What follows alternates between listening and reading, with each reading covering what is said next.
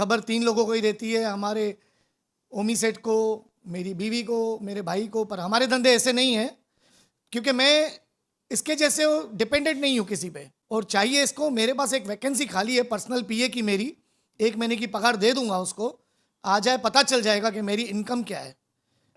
जो हमने आरोप लगाए आपके चैनल पर, उन्होंने खुद कहा है कि मैं इन आरोपों का खंडन नहीं करता हूं।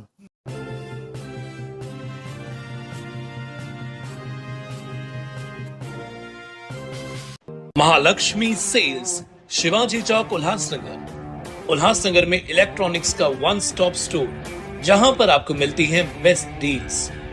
Air conditioners, air coolers, single and double door refrigerators, LED televisions, semi and fully automatic washing machines, deep freezers and veggie coolers. सबसे बेस्ट डील, सबसे लोएस्ट दाम और loan and easy EMI available.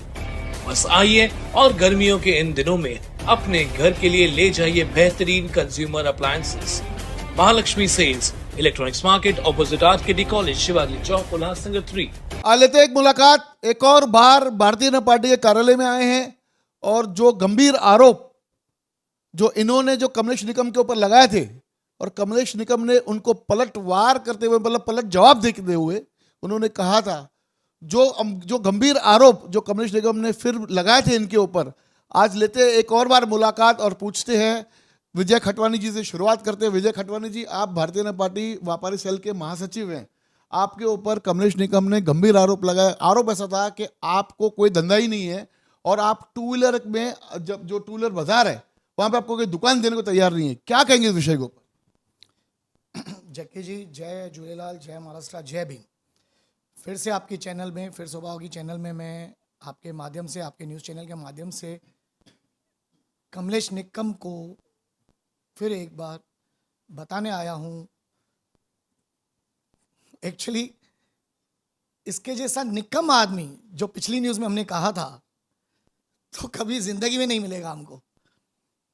मेरे मार्केट में, two wheeler market में, जो भी दुकान पे मैंने अपना कार्य किया है, जो भी व्यापार किया है, उनसे आप पूछोगे तो समय पे मेरा भाड़ा, डिपॉजिट, लेन देन रही है। रही बात मेरे धंधे की, तो एक्चुअली जैसे इसने कहा था अपने इसमें पिछले चैनल में कि मेरी खबर 3 लोगों को ही रहती है, हमारे ओमी सेठ को, मेरी बीवी को, मेरे भाई को। पर हमारे धंधे ऐसे नहीं हैं। हमारे धंधे शहर में पूरी तरह से सबको पता रहते हैं हम क्या करते हैं, हमारा रोज़गार कैसे चलता है। और आज भी मेरा टू व्हीलर मार्केट में व्यापारियों के साथ मेरा व्यवहार चालू है।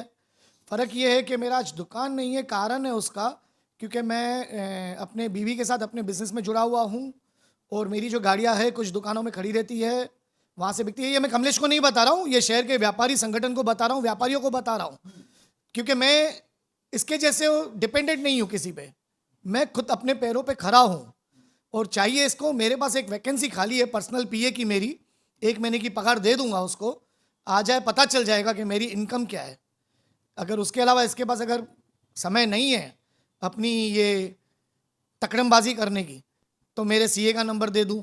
विजय भाई, मैं आपको बता दूं कि कमलेश निगम आज भी 17 लाख की गाड़ी में घूमता है, 2.5 लाख की घड़ी पहनता है। उसको क्या आवश्यकता है आपके पास काम करने की? देखिए, मेरे हिसाब से जो घड़ी मैंने पहनी है वो भी टाइम दिखाती है, उसकी घड़ी भी टाइम दिखाती है। पर किसी के पैसे हजम किए हुए, पैसे हजम, किसी का धंधा काट के और किसी के पैसे हजम करके, तो कोई बड़ी गाड़ी में घूमना बड़ी बात नहीं है ना। आज मैं, मेरे परिवार में मेरी वाइफ हो, मेरी बेटी हो, मैं हूँ, कोई भी व्यापारी भाई हो, कमाने के लिए हम सब अपनी गृहस्थी में मेहनत करते हैं और हम कमा के वो पैसे घर में लेके एक अच्छे परिवार, आरोपों पे हाँ, आरोप पे ही बात कर रहा हूँ मैं। तो हम अपनी अच्छी ज़िंदगी बसर कर रहे हैं। हम भाजपा से जुड़े हैं क्योंकि हमें कोई ये आपको डिफेक्टेड, आपको डिफेक्टेड माल बोला गया कि जो हमारे इधर जो रिजेक्टेड, डिफेक्ट या रिजेक्ट बात की होती है, रिजेक्टेड माल है, जो रिजेक्ट होता है हम उनको पिछवाड़ में लात मार के हम निकालते हैं। इस प्रकार की भाषा कमलेश निगम ने आपके लिए कही। देखिए, हाँ, मैं रिजेक्टेड हूँ कालानी परिवार से। उसका एक कारण है, क्योंकि जब मैं कालानी परिवार से जुड़ा था तो वहाँ पे मेरी कोई सदस्यता नहीं थी, ना कोई मैंने पार्टी ज्वाइन की थी। मेरी जो लाइफ के मैं आपको बता दूं जेकी भाई, जो मैंने पहली बार कार्यकारी पद में नियुक्त हुआ था, हमारे माननीय रविंद्र चौहान जी के हाथों से टाउन हॉल में जो कार्यक्रम रखा गया था नरेश तारवानी जी के प्रवेश में, उसमें मुझे आपको रिजेक्टेड कैसे कहा? मैं बता रहा हूँ वही, उसमें मुझे कार्यकर्ता के पद पे नियुक्त किया गया था। कालानी परिवार से उसकी नज़र में, मैं कनिष्क की नज़र में इसलिए रिजेक्टेड हूँ कि कुछ साल पहले वहाँ पे ही जो हम लोग बैठते थे ना, बातें होती थी ना, उसने वहाँ पे ही अपने ही किसी कॉरपोरेटर के ऊपर मेरे हाथों से उसके लिए कुछ कानूनी कार्रवाई करने के लिए कहा। अच्छा, जिसके लिए मैंने वो कार्रवाई नहीं की। यानी गैर तरीके से? गैर तरीके नहीं, झूठ से, सिर्फ झूठ, गैर तरीके झूठे झूठे केसेस, उससे मैंने कार्रवाई नहीं की। जिसकी मेरे पास रिकॉर्डिंग पड़ी है, कमलेश ने उसका व्यक्ति का नाम लिया है, जो अभी वो हमारे बीजेपी पार्टी में कॉर्पोरेटर पद पे लड़ भी चुका है, जीत भी चुका है। वो व्यक्ति वहां से उसने छोड़ा है वो पद। मैं आपको उसकी रिकॉर्डिंग भी सुनाऊंगा, जरूरत पड़ी तो मैं आपको दूंगा भी। उसमें कमलेश ने सीधा सीधा कहा है कि इसके ऊपर विजू भाई इस तरह से आप इल्जाम लगाओ, इस तरह से कार्रवाई कराओ, जो मैंने हाँ कहकर वो नहीं की थी। उस दिन से इसका और मेरा आपस में मतभेद चलता रहा है। और रही बात इसकी पैसों की, तोड़ी पानी की, शहर में ऐसा कोई व्यापारी नहीं है, ऐसा कोई व्यक्ति नहीं है जिसको नहीं पता हो। हमारे मार्केट से ही मैं बता दूं, ये जो हमारा झगड़ा चालू है उससे, हमारे मार्केट से एक डीलर की गाड़ी लेके 1.5 साल उसने वो गाड़ी घुमाई है। उसके बाद जब उसने किसी को उत्साया, जो एक परिवार खुदकुशी की थी जिसने, भगवान उनकी आत्मा को शांति दे, नंदू ननावरे जी ने, उनके परिवार को भगवान शक्ति दे। मैं आज भी कहूँगा कि वो बहुत ही दर्दनाक हादसा था हमारे शहर के लिए। क्यों था वो भी बताऊंगा। तो उस समय ये जब अंदर गया था उस केस में, उस समय उसने जिसको गाड़ी दी थी, हमने उससे गाड़ी ली थी। आज भी वो गाड़ी हमने 50,000 नुकसान करके बेची थी। अभी भी मेरे 50,000 में बोलूँगा निकलते उस गाड़ी के।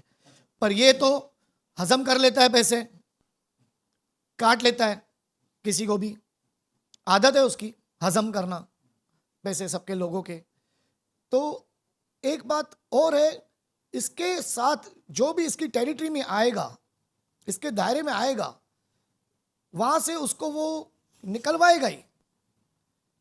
कालानी परिवार से आपने कालानी परिवार को छोड़ा? यस, छोड़ा है। तो वो कारण कमलेश निकम था? लात मारी, ये किया पिछवाड़े पे, ये इसकी भाषा क्या है? मैं कमलेश निकम हूँ, ये व्यापारियों की क्या लैंग्वेज है क्या ये? आज हम लोग वहां पे रह के दादागिरी नहीं कर रहे थे, नहीं करनी थी हमको दादागिरी, गुंडागर्दी नहीं करनी है। हमको शहर में व्यापारियों के हित में काम करना है। आपका कहना है कि वहां पे गुंडागर्दी होती है? ऑब्वियसली सबको पता है। आप पूछ रहे हो, बता रहे हो। ये पूछ रहा हूँ जैकी भाई, आप सबसे भली बात जानकार हो। वहां पे सिर्फ कमलेश की वजह से ये चीजें बढ़ी हुई है। मैं आपको बता दूं, आज भी कमलेश जिस गाड़ी में घूमता है उसकी गाड़ी की जांच करवाई जाए। आपका न्यूज चैनल ये चलने से पहले आपको इलीगल 2 हथियार मिल जाएंगे। उसके साथ जो 2 लोग घूमते हैं। गंभीर आरोप लगा रहे हैं आप? यस लगा रहा हूं मैं इसको प्रूफ दे सकता हूं। आज वो निकाल देगा आपके न्यूज चैनल चलने के बाद। एक और बात बता दूं आपको मैं, वो इतना डरा हुआ रहता है कि अपने साथ कोई ऐसे लड़कों को, बच्चों को लेके घूमता है जिनको ये नौकरी का झांसा देता है, बाद में उनको लड़ने के लिए तैयार करता है। बाद में उनको वो किसी कंट्रोवर्सी में अटका के कानूनी कार्रवाई में करवा के उनको बेचारों को अंदर कर देता है। उनके घर के खाने पीने के वादे हो जाते हैं। आपको डर नहीं लगता? किससे? कमलेश से क्यों डरूं भाई? मेरे सामने वो बच्चा है मेरा। आज ओमी इसका कौन है? ओमी कालानी जी इसके कौन है? क्या बोलता है ये? बोलता है मेरा गुरु है। नहीं तो आराम से बताओ, अपना पापा बोलता है। बोलता है ना, बोला है ना। आप क्यों डर रहे हो? बोलो ना। हाँ बोला है ना उन्होंने कहा जैकी भाई, उन्होंने बोला है कि उन्होंने क्या ओमी कालानी जी मेरे बाप है। मैं ओमी कालानी जी से 1 साल 1.5 साल बड़ा हूँ। मेरे पिताजी, स्वर्गीय जो मेरे पिताजी थे और हमारे कालानी साहब मित्र रह चुके हैं। तो जब 2 मित्रों के बच्चे रहते, आपस में भाई रहते, उस तरह से मैं कमलेश का चाचा हुआ। उस रिश्ते से मैं कमलेश का चाचा हुआ। तो ये अपने चाचा को पिछवाड़े में लात मारता है ये तरीके से। और जब भी इलेक्शन होती है तब हमको फोन करता है कि आओ हमें सहयोग दो। वो तो राजनीति में होता है ना।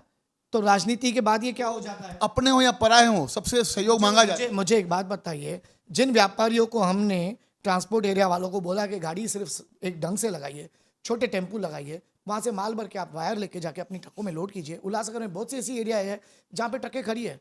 हम किसी व्यापारी की और की तो खिलाफत नहीं कर रहे हैं। अभी लेते मुलाकात इनसे, अपना कटेजा जी से। आपके बारे में भी कमलेश निगम ने काफी कुछ कहा, आपने सुना होगा। आप इस विषय को कैसे देखते हैं?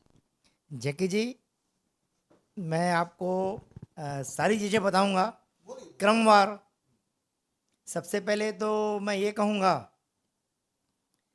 कि इस व्यक्ति पर, इस बंदे पर जो हमने आरोप लगाए, आपके चैनल पर उन्होंने खुद कहा है कि मैं इन आरोपों का खंडन नहीं करता हूँ।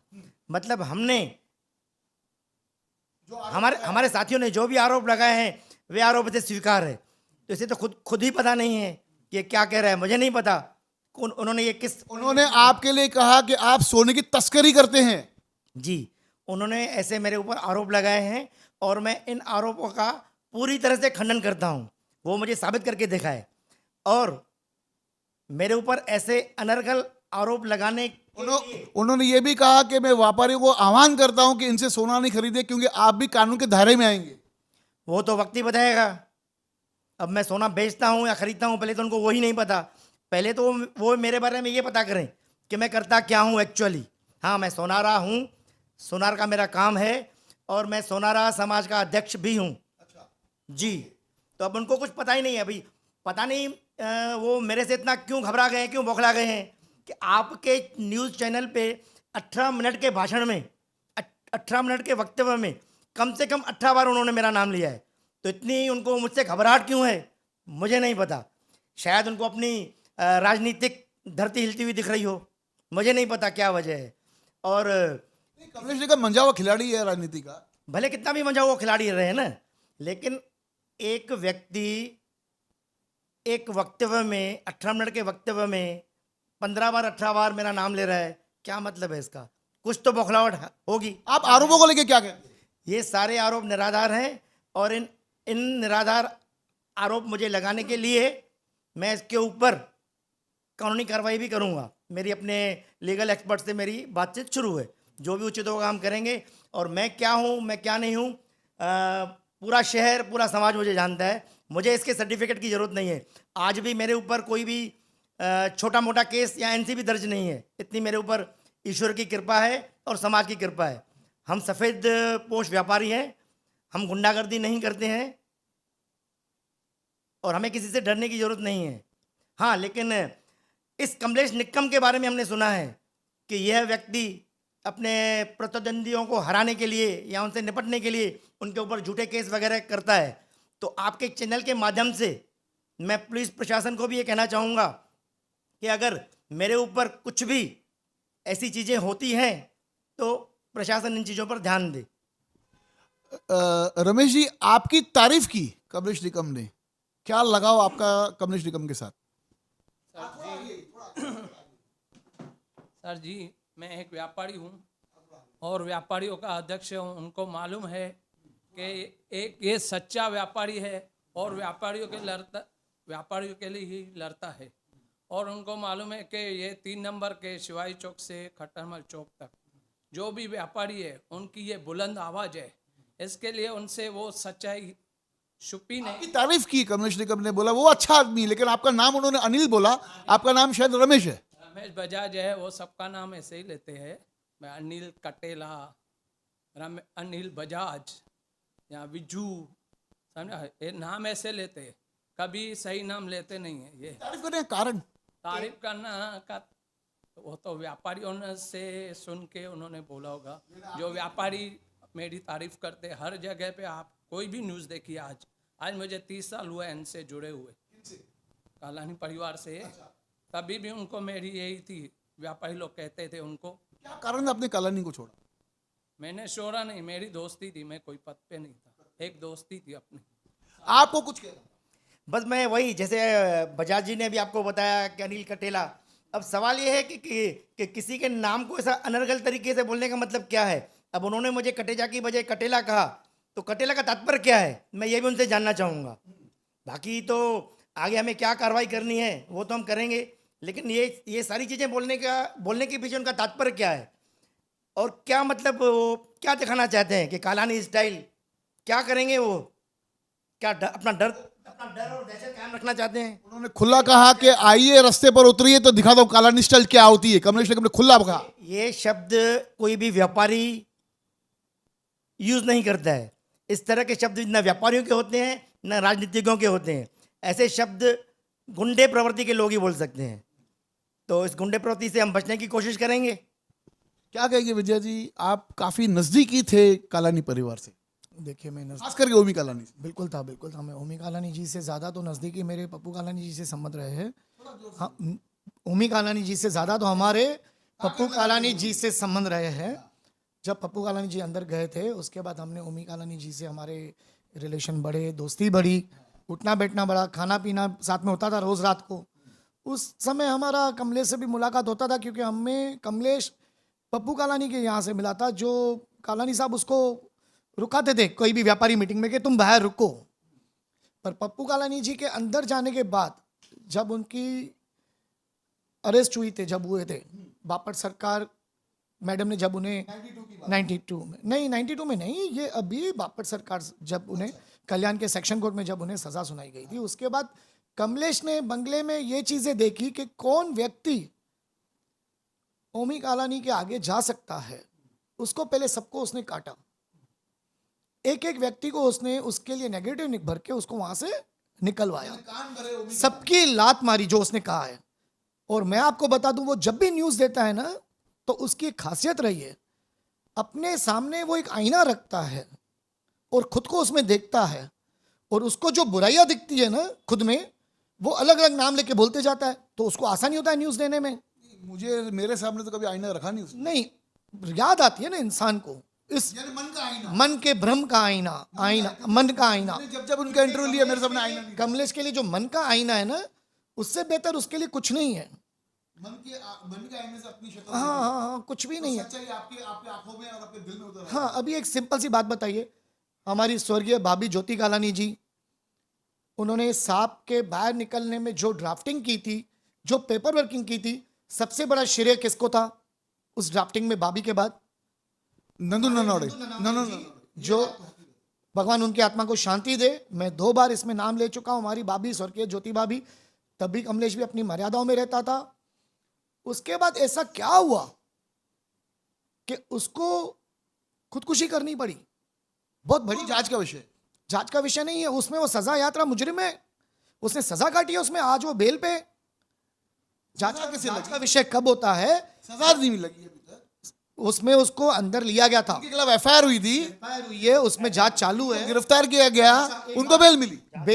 गिरफ्तारी कैसे हुई? गिरफ्तारी हो रही थी क्या? नहीं, किसी ने अपने अंग का एक बलिदान दिया, शरीर के एक अंग का, उंगली काटी, तब जाके प्रशासन में आवाज गई। उसके बाद बहुत से बदलाव हुए प्रशासन में, बहुत सी चीजें बदली है, सुनवाई जल्दी होती है। अब झूठे केसेस की इनकी चलती नहीं है बाजार, ये किसी के पैसे हजम करने में सोचता है, ये बोखलाट बना है अभी उसका। मैं तो अभी न्यू जो आयुक्त मैडम आई हुई है, कमिश्नर मैडम, उनसे भी जाके एक बार मुलाकात करूंगा और उनसे भी ये निवेदन करूंगा कि सबसे पहले आपको करप्शन रोकनी है। जो पप्पू कालानी ने एक समय में एक स्लोगन चलाया था, यू कैन स्टॉप करप्शन, तो मैं कहूंगा कि ये स्लोगन चालू यहां से हुआ था और रुक भी वहीं गया था। और कमलेश ने इसको जिस तरह से बढ़ाया, यू कैन करप्शन स्टॉप निकाल दिया था। अच्छा, तो मैं हमारे कमिश्नर स्टॉप, यानी बहुत ही हमें उम्मीद है उनसे। आज हमारे शहर में बहुत सी चीजें बदलाव होने जा रही है और होगी हमारी भाजपा सरकार में, और जो हमारी न्यू कमिश्नर मैडम आई है, बहुत ही हम लोग उनसे उम्मीदें हैं। तो मैं कहीं ना कहीं उनसे ये लिखित पत्र में और मुलाकात करके कहूंगा कि आपको नगर पालिका के अंदर कोई करप्शन रोकनी है तो शुरुआत पहले कमलेश निकम से करो। जितने भी घोटाले होते हैं, जितने भी पैसों की हजम होती है, जितने भी टेंडर निकलते, कुछ भी होता है उसमें इसका तो हक रहता ही है। क्यों रहता है मुझे नहीं पता, इसने क्या ऐसे माहौल बना दिया है, क्या ब्लैकमेलिंग करता है। इसने कहा था मैं ब्लैकमेलिंग करता हूं, मैं तो पूछता हूं इसकी ब्लैकमेलिंग की मेरे पास डिटेल्स है, लोगों को जो ब्लैकमेलिंग करता है, किस तरह से डराता है। हम लोगों ने ये गाड़ी के एक्शन उठाया था तो हमारी मार्केट की कंप्लेन की थी, उस वजह से हमारे लफड़े इतने बढ़ गए थे कि इसने मुझे नोटिस भेजा था और मैंने भी भेजा था, उसके भी मेरे 80 लाख रुपए बाकी अभी नहीं दिए उसने। अच्छा, डिफेमेशन। हाँ, वो तो कोर्ट तय करेगी, कोर्ट तय करेगी। अभी हमारे नरेश थारवानी जी, उनको नरू दलाल बोला गया। वो दलाल, अभी विज्जू दलाल, नरेश दलाल, अभी जो धंधा करेगा वो तो दलाल ही है ना। पर तुम्हारा कहने का तरीका गलत है ना व्यापारियों को, तुम व्यापारियों के हित में क्या बात कर रहे हो। अभी विज्जू गाड़ियों की दलाली करता क्या है। संदेश देना चाहेंगे आप एनसीपी? अभी नरेश थारवानी जी की बात बताऊं मैं, आज हमारे बीच में नहीं है, कहीं वो किसी व्यस्त है किसी मैटर में, उनके ऊपर उन्होंने डिफर्मेशन का केस डाला हुआ है, बहुत जल्दी उनको इस चीज़ की सुनवाई होगी। कुछ ही दिनों में हमारी कमिश्नर साहब से मुलाकात है इस सिलसिले में, क्योंकि इसकी जुबान को अभी इसने हमारे एक पिछले न्यूज़ में आपके ही चैनल में हमारे आमदार के ऊपर कहा है कि इनका कॉलर पकड़ के इनको लेके जाना चाहिए। मैं इसको आपके मीडिया चैनल से एक बार फिर समझाता हूं, ये उंगली दिखाकर भाजपा के किसी भी नेताओं, लीडरों, कार्यकर्ताओं पे मत करो। तुम एक नेशनल पार्टी के आमदार को उसके ऊपर तुम कहते हो उसका कॉलर पकड़े। हमारे पार्टी के किसी कार्यकर्ता के ऊपर भी तुम्हारी कोई गलत धारणा रही, विचारधारा रही, तो तुम्हारे ऊपर कार्रवाई करने से हमारा बीजेपी समाज नहीं रुकेगा। नेशनल पार्टी के पद पर होने के बावजूद, शायद किसी पद पर है, प्रवक्ता होने के बावजूद उनको इतना पता नहीं है कि वो कह रहे हैं कि विजू हमारी कंपनी का माल था, मतलब इनकी कंपनी, मतलब वो पार्टी नहीं कह रहे हैं, कंपनी कह रहे हैं। तो क्या ये इनकी अपनी कंपनी है? कौन सी कंपनी है ये भाई? कालानी कंपनी, मतलब पार्टी के लिए काम नहीं करते हैं। और हम भारतीय जनता पार्टी के कार्यकर्ता हैं, पदाधिकारी हैं, हम भारतीय जनता पार्टी के लिए काम करते हैं, इसीलिए संगठन में एक दूसरे से विचार विमर्श करके बात करते हैं, अकेले बात नहीं करते हैं। हमारे साथ में हरेश जी भी हैं जो 3 नंबर मंडल के अध्यक्ष है, उनसे भी लेंगे, क्योंकि जब ये शुरुआत हुई इस मुद्दे की, वो शुरुआत ऐसी हुई थी, जो ट्रांसपोर्ट का जो इश्यू हुआ था, जो एक ट्रक को आग लगी थी, वो आपके ही परिसर में हुई थी हरीश जी। तो आप इस विषय को कैसे देखते हैं? आप थोड़ा नजदीक आके इस विषय में यहाँ पर आइए और आके बताइए कि आखिर ये मुद्दा हुआ क्या था और आप वहाँ पर कैसे पहुँचे और ये मुद्दे का कमलेश निगम का कैसे आना हुआ। जय झूलेलाल। जैकी जी, ये बात ऐसे हुई कि मुझे वहाँ से फ़ोन आया कि परिसर में आग लगी है ट्रांसपोर्ट के ट्रक को। तो हम लोग यहीं बैठे थे कार्यालय में, तो हम सब वहाँ पहुँचे। तब तक आग बढ़ चुकी थी, फायर ब्रिगेड आ चुकी थी, बाजू वाले परिसर के जो रहते हैं रहवासी, उन्होंने सब कर चुके थे, फायर ब्रिगेड आ चुकी थी। पर वो फायर ब्रिगेड थोड़ा लेट आई, तो जो बिल्डिंग थी उसमें 4 माले तक आग पहुंच गई थी। मंडल मेरा है, उस हिसाब से हम लोग सब व्यापारी यहाँ बैठे थे, सब गए थे, क्योंकि ट्रांसपोर्टर भी व्यापारी हैं। पर जिसकी जो तकलीफ है बिल्डिंग वालों की, उसकी सुनवाई कौन देगा? हम कमलेश जी को कुछ उन व्यापारियों ने बुलाया था, जो ट्रांसपोर्टर थे उन्होंने बुलाया था। हम पब्लिक के लिए भी हैं, व्यापारी के लिए भी हैं, और मंडल मेरा है तो मुझे पब्लिक को भी देखना है, व्यापारी को भी देखना है। पर जो अभी कमलेश जी आए बीच में, उनको व्यापारियों ने बुलाया। जब हम खड़े हैं व्यापारियों में, तो वो भी व्यापारियों के साथ खड़े रहेंगे। पर उनका कहना क्या था, आप व्यापारियों को इल्ज़ाम लगा रहे हो, व्यापारी कुछ गलत करेगा तो हम उसको समझाएंगे तो ज़रूर, क्योंकि जो बिल्डिंग में रहते थे वो भी रहवासी हैं, वो भी हमारे एरिया में आते हैं, उनकी सुनवाई कौन करेगा? और वो भी जो रहते हैं वो भी व्यापारी हैं, कोई दुकानदार है, कोई नौकरी करता है, कोई लेडीज़ नौकरी करने जाती है, कुछ बड़ा अच्छा हो जाता, उसके लिए जवाबदारी कौन लेता? ये हमकार कहना था। वहाँ पर स्कूल है, वो स्कूल के बारे में आप क्या कहेंगे? क्योंकि आपने भी लिखित रूप में कुछ शिकायतें की है। मैं आपको बता दूं सभी शहर वासियों को कि वहां पर जो स्कूल है, अगर वहां पर कोई अनहोनी हो गई तो क्या स्कूल प्रशासन उसका जवाबदारी अपने पर लेंगे? हमारी बात हुई थी उनके प्रिंसिपल के साथ में, उन्होंने कहा कि मैं आपके कैमरा पे नहीं आ सकता हूं। तो मैंने तो विजू से लेते अपना मुलाकात और पूछते कि विजू जी ये क्या मसला है, क्यों वहां के प्रिंसिपल नहीं आना चाहते? नहीं, प्रिंसिपल से हमारी मुलाकात हुई थी, मैंने उनको हमारे बीजेपी कार्यालय में बुलाया था, उनसे इस बात पे वार्तालाप भी किया था मैंने। उन्होंने मुझे सहयोग देने का वादा भी किया है, लिखित पत्र देने का भी वादा किया है। वीडियो में ना आने का उन्होंने कारण बताया है कि बच्चे जो है, पेरेंट्स जो है, वो एक प्रिंसिपल की छवि रहती है, एक फेस रहता है, कि उन्होंने कहा मेरा फेस छोड़ के आपको मुझसे जो भी सहयोग चाहिए मैं देने के लिए तैयार हूँ, पर फिर भी मैं असंतुष्ट हूँ। कारण है उसका, क्योंकि हमारा ये कार्य ट्रांसपोर्ट एरिया वहाँ से हटना ही है, क्योंकि वहाँ पे छोटे टेम्पू लगेंगे। ट्रांसपोर्ट समय में मैं आपको बता दूं, ये आने वाले समय में स्कूल खुलने के बाद किसी भी तरह की महिला या बच्चे की इस एरिया में कुछ हादसा हुआ, उसकी जिम्मेदारी पूरी कमलेश निक्कम प्रवक्ता जो है टीओके का, उसकी है, क्योंकि इस कार्य में उसने हफ्ता लेके पैसे लेके इसको बढ़त दी है। स्कूल का इसने इल्ज़ाम लगाया है कि हम 500 रुपया लेते हैं। ये थोड़ा मानसिक स्थिति से डिस्टर्ब है, ये ट्रांसपोर्ट वालों के भी पैसे हजम कर चुका है, तो वो परेशान है। कि मैं अब ये चीज़ कैसे संवारूं, बल्कि मेरी कोशिश ये चालू रहेगी। उन ट्रांसपोर्ट भाइयों से भी मेरी आपके चैनल के माध्यम से विनती है कि आके इस चीज़ से हमें बुलाएं या हमें आवाज़ दें। हम आ जाते हैं कि एक छोटा सा रास्ता निकाल के वहाँ के रहवासी और आप मिलके रहिए, थोड़ा सा जगह दीजिए वहाँ पे एक दूसरे को। समय काफी हो चुका है। एक्चुअली इन्होंने जो कहा तो होना ये चाहिए था कि जिस समय वहाँ पर इन व्यापारियों की गलती से, ट्रांसपोर्ट वाले व्यापारियों की गलती से आग लगी, तो आग लगने में जो वहाँ के रहवासियों का नुकसान हुआ, उन्हें ये व्यापारी सहयोग करते तो ये बात इतनी बढ़ती ही नहीं थी। उन्होंने सहयोग तो नहीं किया, उल्टा कमलेश की वजह से, कमलेश निकम को बुला के उसकी वजह से उनके संरक्षण में आ गए। और कमलेश निकम हमसे मतलब बहसबाजी कर रहा है और गलत चीज़ों को बढ़ावा दे रहा है। भारतीय जनता पार्टी व्यापारी सेल, भारतीय जनता पार्टी सही को सही और गलत को गलत कहने की हिम्मत रखती है, और हम सही काम जितना हो सके सही काम के लिए आगे जाएंगे और गलत को हमारा समर्थन कभी नहीं रहेगा। जल्दी लेंगे एक और बार मुलाकात, पूछेंगे कमलेश निकम जी से कि कमलेश जी अभी आज भारतीय जनता पार्टी जो महाराष्ट्र में सत्ता में है, केंद्र में सत्ता में है, उनके ही कार्यकर्ता, उनके पदाधिकारियों ने, उनके व्यापारी सेल के महासचिव ने, उनकी टीम ने आपके ऊपर वापस एक और बार गंभीर आरोप लगाए हैं। इस विषय में आपको क्या कहना है? धन्यवाद। देखते रहिए फिर से न्यूज़ चैनल।